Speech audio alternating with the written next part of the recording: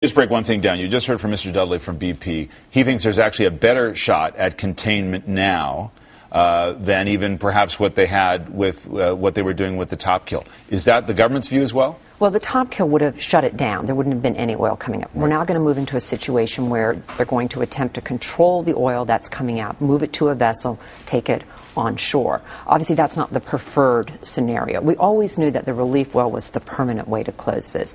To get it killed so there wasn't oil coming up while the relief well was being drilled was the second option. Now we move to the third option, which is to contain it. And what our scientists are saying, and I think you asked him some very good questions, which is why would this containment work versus the other containment? It's going to be a cap. There'll be a snugger fit.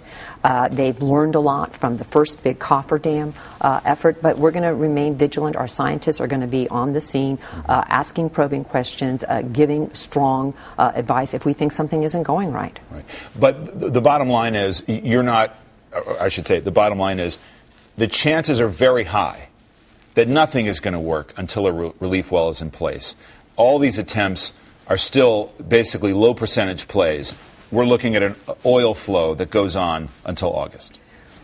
We are prepared for the worst. We have been prepared from the beginning. We will continue to assume that we move into the worst case scenario, which is, as you point out, is there is some oil leaking up to the surface and then onto the beaches and shorelines. We will continue to prepare for that.